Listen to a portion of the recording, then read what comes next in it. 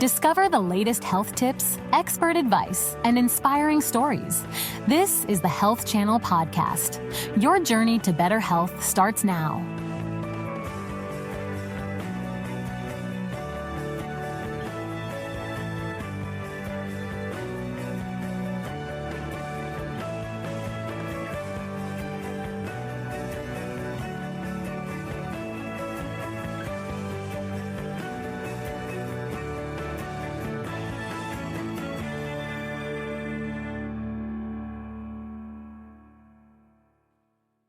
Hi. Today we're going to talk about gut health. Did you know that you have a second brain and it's located in your gut?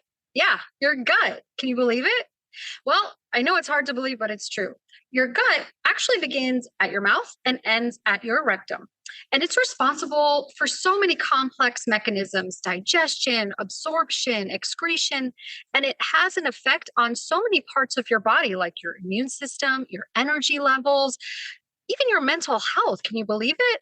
Well, you know what? We're going to talk about that today and answer all your gut related questions and even your non-gut related questions on this episode of Ask the Doc. Welcome to Ask the Doc, the show where we encourage our viewers to send in your health related questions and we answer them. I'm Dr. Kamaljit Kaur, and I'm a concierge primary care physician here in South Florida. Today's first question comes to us from Skip, and Skip has reached out to us through our website, allhealthtv.com. Skip's question is, "Hey doc, my wife started drinking that kombucha stuff, and now she keeps nagging me to start taking prebiotics and probiotics. They sound alike, so is there really a difference? And which is better for the gut?" Skip, I'm going to say, as a wife myself, you should listen to your wife. We love you guys, and this is why we do the nagging. And she sounds like a smart cookie, so I think you're pretty lucky. So as you can see, that video is chock full of a lot of great information about our gut microbiome and the little critters that live in there and make up our gut microflora. Now, before I get into more detail about what a pre and a probiotic are, I think it's important for us to all realize that just like the video said, our guts are made up of a bunch of microorganisms. And even though a lot of times microorganisms like bacteria and fungi get a bad rap, we have good ones that live within us and on our skin, actually, and help promote good, healthy mechanisms in the body. So, in order to really help this community of microorganisms flourish and do their best, sometimes it's recommended to take prebiotics and probiotics. And basically, they help in different ways to promote the growth of these good organisms and to really help them what they need to do. So, as far as prebiotics go, these are generally foods that are complex carbohydrates and high in fiber, and they are fuel for the little critters inside, honestly. And with those foods, your body is going to absorb the nutrients in them and then help the microorganisms that are beneficial grow in your gut. So what are probiotics? Well, probiotics are the actual live microorganisms. And these, like I said, they do work differently, but you can't have one without the other. Just like a car needs fuel and, your body needs food for fuel, the microorganisms also need fuel to grow and to do what they need to do.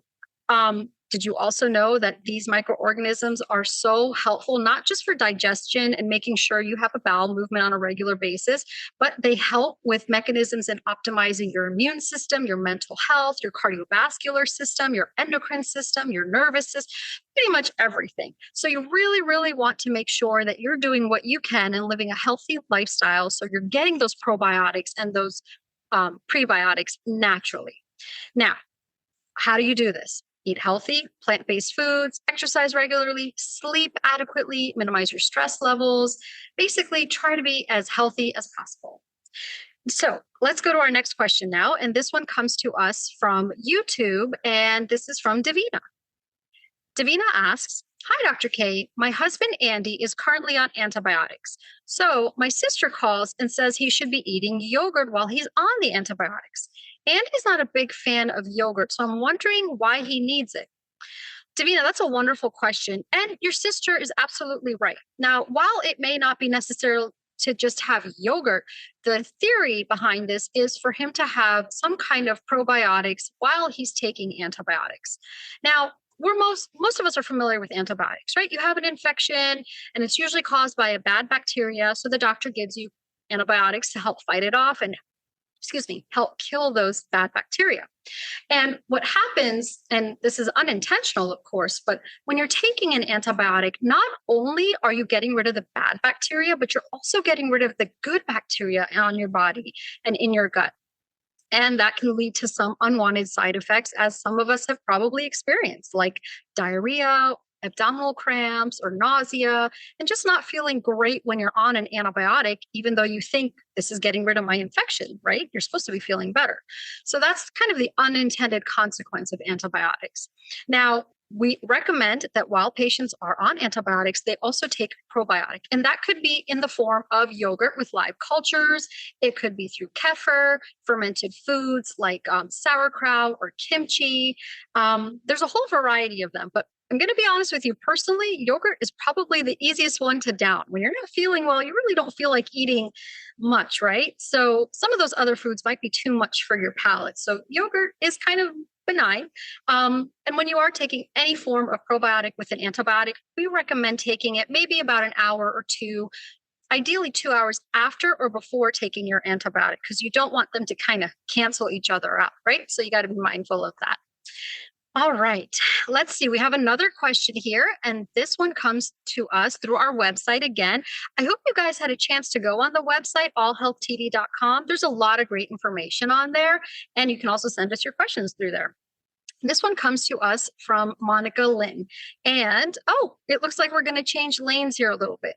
Monica Lynn asks us, Dr. Kaur, my little sister Angie was recently diagnosed with borderline personality disorder. What is it and what causes it? Monica, I'm so sorry to hear that she has this diagnosis now, but I'm glad that she was diagnosed, because when you know what the problem is, then you can treat it appropriately. Now, bipolar personality disorder is a mental health disorder that compiles a couple different things. It can be characterized by someone who's having instability in their interpersonal relationships, someone who's having instability sometimes with their own relationship with themselves and their self-image. Their emotions could be a little volatile as well. Their behavior might be impulsive in certain situations or in a lot of situations.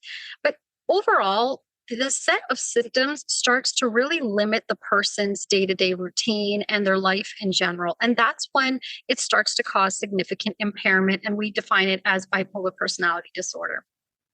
Though research has not yet defined any one single cause of this disorder, we are familiar with several different factors that may contribute to its development. Now, here are some possible causes of borderline personality disorder. The first one I'm going to go over is the genetic causes. Bipolar personality disorder does have a tendency to run in families, so it can be inherited. The next factor is problems or dysfunction in your brain chemicals. It's thought that many people with bipolar personality disorder have something wrong with the neurotransmitters in their brain, the neuropeptides, basically the messengers of your nervous system, and it limits their ability to work appropriately. The next factor is problems with brain development overall. Now, MRI scans have revealed that in many people with bipolar personality disorder, 3 parts of the brain were either small or didn't have much activity or unusual levels of activity. One of the centers, and the first one I want to mention, is the amygdala. Now, this is the emotional center of your brain. The next one is the hippocampus, which is a center of your brain that is mostly responsible for cognitive and rational functioning and thinking. Then the third one is the orbitofrontal cortex. Now, this part of your brain is quite complex, and it's responsible for a wide variety of functions. The next one I want to talk about, the next risk factor, is environmental factors. Now, these environmental factors seem to be common among people with bipolar disorder, but it's not necessary that everybody with bipolar disorder will have had these. These can include emotional, physical, or sexual trauma or abuse in childhood or at a previous stage in life. Long-term fear or distress as a child can also be a risk factor. So, as you can see, It's multifactorial, the disease, but I'm very glad she got diagnosed and I really hope she gets the care that she needs. Okay, we're back on track. And this Instagram question comes to us from Conchita. Conchita's question is, Dr. Kaur, can you help me, please? My doctor told me that my gut microbiome was compromised. Then he used some big words to try and explain what gut microbiome is. He lost me at gut. Can you tell me what it is and how I can fix it? I would love to. That was a great video. And it really emphasized the importance of a healthy diet on our gut microbiome. That's how we get all our vitamins and our minerals and the enzymes and things that we need for the gut microbiome to work appropriately. But back to your question, what is the gut microbiome? So think of it as a community of microorganisms. And the community is made up of bacteria, of fungi, and of different little critters that work in harmony to really optimize your health systems. Now, one of the most impactful roles of the gut microbiome is in maintaining your immune system. These good organisms can help by eliminating and fighting off the bad ones. And when this function is inhibited, you'll see somebody who has recurrent infections or recurrent dysfunction of their immune system. Now, a whole host of infections can be caused by this. And if you remember, one of the previous videos did mention urinary tract and yeast infections, and that's very true as well. Now, just like infections, the immune system also has its hand in other functioning in our body, right? But then you also have the cardiovascular system, the endocrine system. All of these work in conjunction with our gut microbiome to keep us healthy. When your gut microbiome is off, not only is your immune system affected, but you can also be at risk for diabetes, for obesity, for heart conditions, asthma, and for mental health conditions as well. And, even skin issues like eczema and acne can result from a dysfunctional gut microbiome. This is why it's so important that your gut microbiome is appropriately supported. And you can do this by eating things like nutritious foods, foods that are mostly plant-based, exercising regularly, sleeping, reducing your stress, all of those good things. So your gut microbiome is pretty important. And we're giving more focus to it in the medical society because now we're realizing how important it is.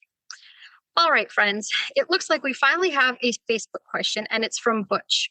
Butch asks, hi, Dr. Kaur. I've been feeling a little out of sorts lately. Migraines, upset stomach, and problems sleeping. My girlfriend Lexi, who's studying to be a nutritionist, thinks my gut is out of whack. What are some of the common signs of an unhealthy gut? Butch, you just rattled off 3 of them yourself. Those are very much signs of an unhealthy gut. Migraines, upset stomach, sleeping issues. I'm going to put up a graphic that shows a little bit more about what these factors are, what these symptoms are that you can experience when you have an unhealthy gut. So let's take a look at that. Number 1 is stomach issues. So gas, bloating, constipation, diarrhea, these are all signs that, when your digestive system is off, that's what you're feeling. And I'm sure a lot of us feel that sometimes. The next one that I want to talk about is number 2. You feel more tired more often than not. And that's because your gut microbiome is off. So you're not getting the vitamins and the minerals that you need to have those high energy levels and get up and go and do your daily routine. The next one I want to talk about is number 3, trouble sleeping. Now, this is a very, very common one that is often overlooked when people have issues sleeping, because we think about, what are your stress levels? Do you drink caffeine? All these other factors as to what could be affecting your sleep. And a lot of times we ignore the foods that we're eating can also affect our sleep. The next one is, just as I mentioned with foods, number 4, intolerance to certain foods. So when your body's not accepting certain foods and is rejecting them and showing you symptoms that I'm not happy with this, you can be affected in many ways, many ways. And you'll see that sometimes patients will say, well, I can't eat that anymore because it doesn't make me feel well. The next one I want to talk about is number 5, extreme food cravings, especially sugar. So sugar is addictive. We all know this. I mean, when you have a piece of candy, you can't just have one. You usually want more. And when it comes to cake and desserts and pies, but sugar in moderation is okay. When you are craving a lot of sugar, that is a sign that something's going off in the body. Simply put, and this is kind of just my rule of thumb and theory, bacteria love sugar. Glucose, in any form is one of the fuels for bacteria, especially bad bacteria. So when you're really craving sugar, it's kind of a sign that you have a lot of bad stuff going on in the gut. The next one I want to talk about is number 6, unintentional weight gain or weight loss. And this kind of comes back to the food intolerances as well, because you're not eating as healthy as you should be eating, and your body's rejecting some foods.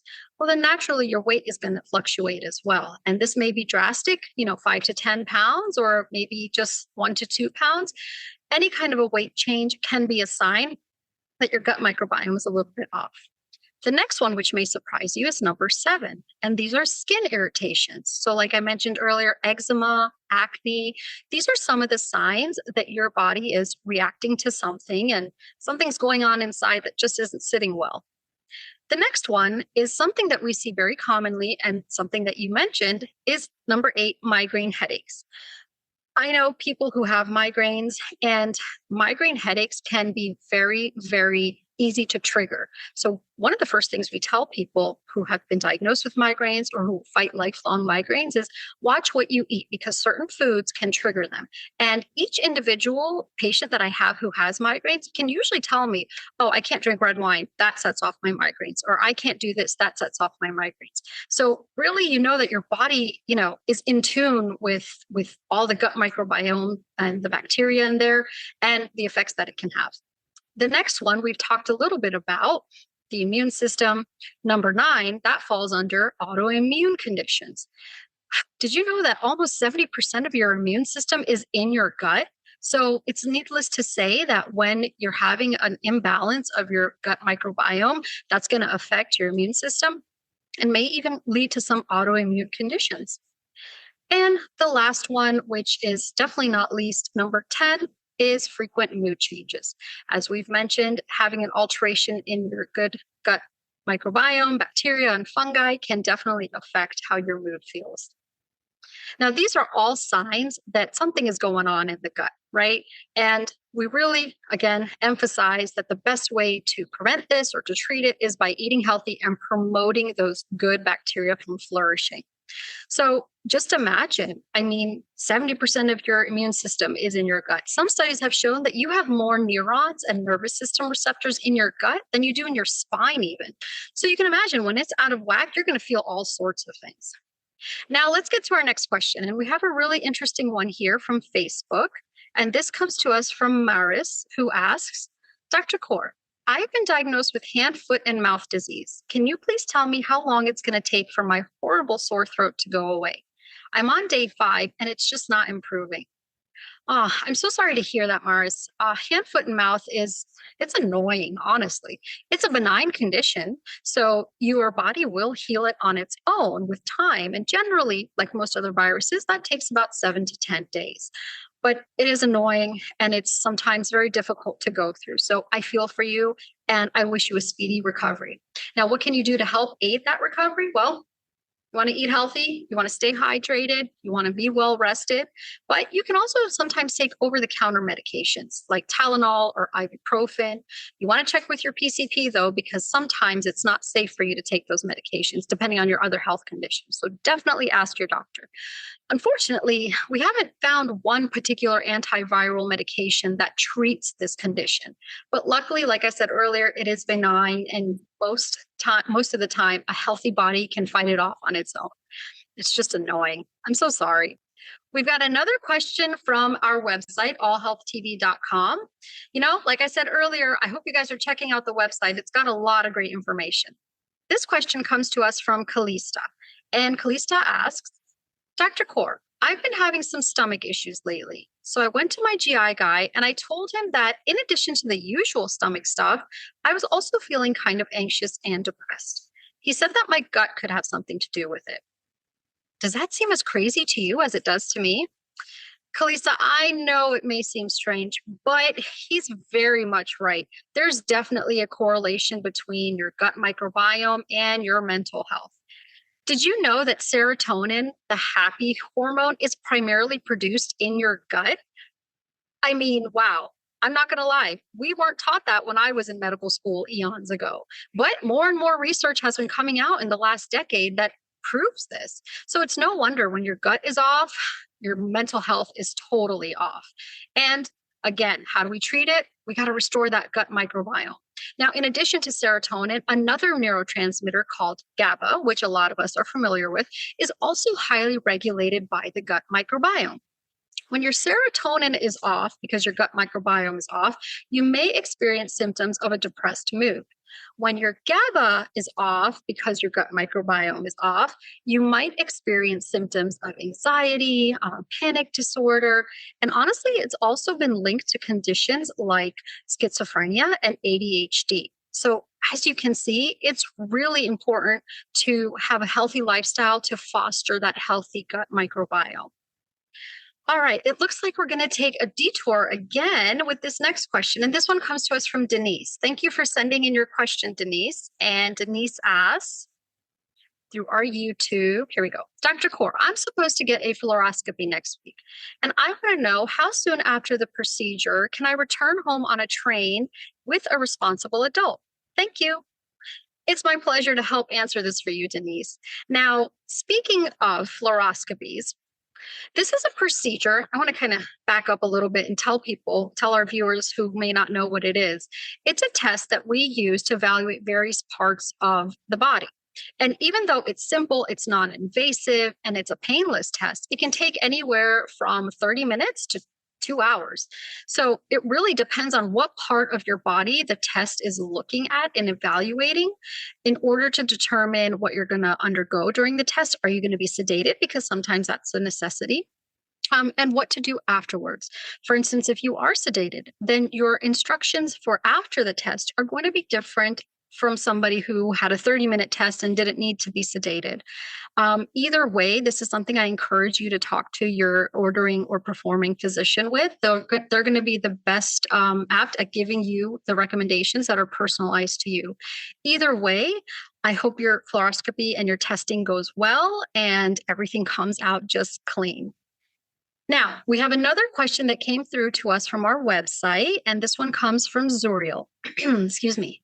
Zuriel asks, "Hi, Dr. Kaur. I've had gastrointestinal issues for the past 5 years. I've been reading a lot lately about things like leaky gut syndrome, microbiomes, pre and probiotics, fiber, and so on. Are there any specific screening tests that you recommend for assessing gut health?" Zuriel, I really appreciate you reaching out with this question because I get this question in my practice a lot. The more research that we do on the gut microbiome and the more we know how it's correlated and how it affects our overall health, the more curious people are to know, hey, what does mine look like? You always want to start out with the routine recommendations that your primary care physician gives to you at your annual physical exam. Those recommendations are tailored to you, to your risk factors, and to your past medical history. So that's where you want to start always. Thank you for your questions, everybody. I hope I've been able to answer them. We'll see you next time.